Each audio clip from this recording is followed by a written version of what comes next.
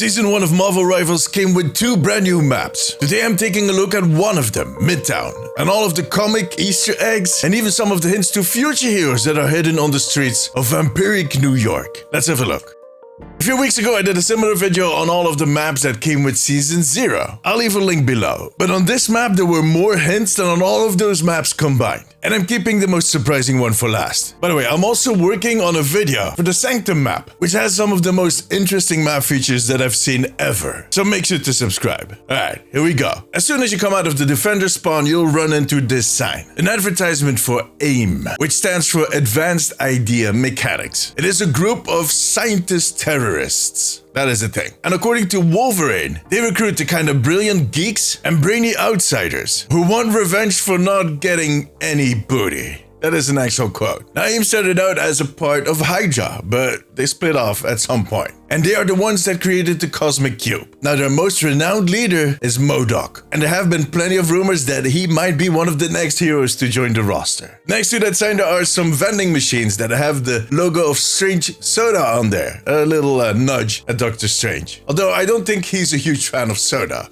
Doctors generally are not a fan of soda. There's a poster for Heroes for Hire, which, as the title suggests, is a group of superheroes that are for hire. And they started out with Iron Fist and Luke Cage. Later on it had a wide range of members, like the Human Torch, Ant-Man, Black Cat, and even Doctor Strange himself. There's a Roxxon sign right around the corner. They are an oil company, a corporate villain, both in the comics and in real life. In the central hall of the station we can find the Stark Sentinel that crashed there, that we saw crash during the intro to the match, which I still find to be a very odd cameo. I might do a separate video on all of this, because there's a lot to unwrap when it comes to the Stark Sentinels. In one of the subway tunnels there's a poster for Banetronics, which is the electronic company of Madame Menace, aka Sunset Bane. She is an underground weapon dealer, a shady figure. All over the map you can find Ardmore stores, which are bookstores where Peter Parker at some point does a signing session. By the way, they all have these cute little dolls around. I like these. In one of the bars on the higher ground you can find a quote on the wall that says, "While you drank, the world changed." That is a variation on a very popular line spoken by Professor X in Jonathan Hickman's Dawn of X series. Hence the X's on the side. Those are not kisses, just so you know, but it is a deep cut. There's also a reference to Leland Baxter, who built the Baxter Tower back in the 40s. The Baxter building, of course, being the home base of the Fantastic Four. By the way, why do they have a huge hologram of themselves in the lobby of the building? And then people say that Tony Stark is vain.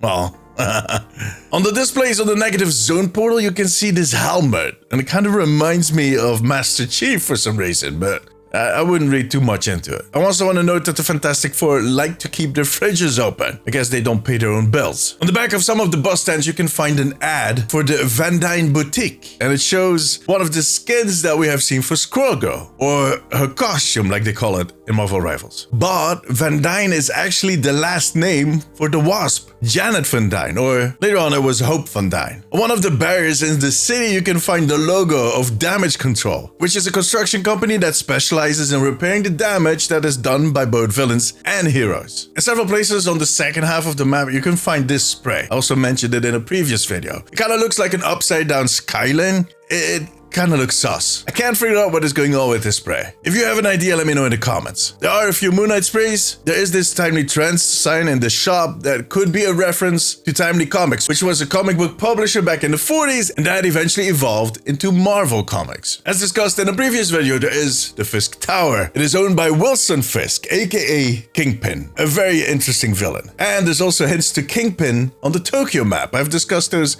in a previous video. So, maybe. If you look around in the skyline, you can see a few other corporate buildings. There's Stark Unlimited, which is a think tank set up by Tony Stark after he came out of a coma, and that at some point was almost taken over by both AIM and Roxxon, those two companies that we discussed earlier. There's the Life Foundation, a group that started out as a bunch of preppers that built a huge bunker. But as it turned out that they didn't need the bunker, it kind of evolved. And they are actually the company that is responsible for finding and creating a lot of the symbiotes on Earth. Are, for instance, featured in the Venom movies that we saw over the last few years. There's of course Oscorp, owned by Norman Osborn, aka the Green Goblin, or I think he's the Gold Goblin now. But that is also the place where Peter Parker got bitten by the spider. That is where Kurt Connors used to work, who ended up becoming the Lizard. There is a lot of weird stuff going on at Oscorp, but nothing as weird as at the Beyond Corporation. The Beyond Corporation is a collective of cosmic beings. I think that is the best way to say it. And one of the things they do is make games, because they like games. It is so complicated, but look, the best way to illustrate how complicated and weird it is, their leaders are Devil Dinosaur and Baby MODOK. Enough said. It basically is Marvel on mushrooms. You can also spot an advertisement for the Daily Bugle with J.J. Jameson's picture on there, telling a huge lie. And there's copies of the Bugle all over the map. And guess what? They don't like Spider-Man. Big surprise. The Avengers base has 2 statues outside of old school Cap and old school Iron Man. I guess they're trying to outdo the Fantastic Four. These superheroes, man, they sure like to look at themselves.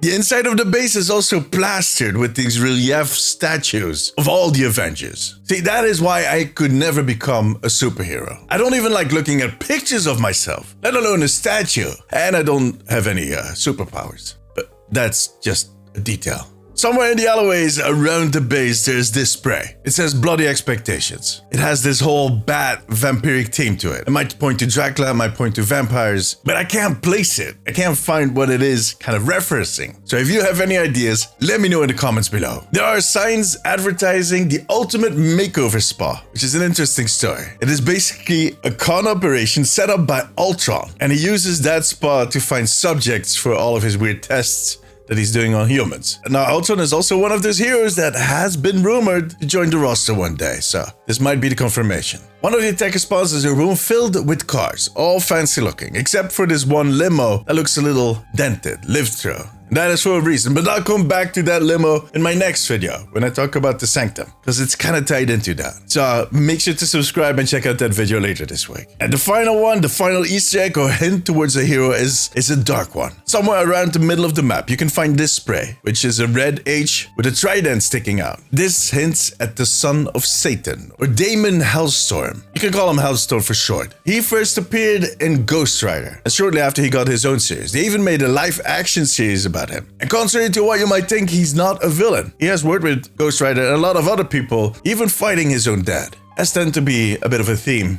within the Marvel Universe. And again, Ghost Rider has been on a lot of wish lists for players, but we might be getting Hellstorm too. And I'm actually quite excited for that. I think he would make a very unique hero to add to the roster. We'll see. But what do you think? And which is your favorite Easter egg of everything that I just listed? And I'm pretty sure there's more, so if you found more, let me know in the comments. For now, however, that was it. If you like this video, give it a thumbs up. It always helps me out. I also want to thank my members. I could not make these videos without you guys. You have my eternal gratitude. You too can become a part of the family by becoming a member right here on YouTube. If you have a few minutes left, maybe check out one of my other videos. But above all, make sure to subscribe because I'm going to be back with a new video very soon. Till then, take care of yourself, take care of each other. Bye bye.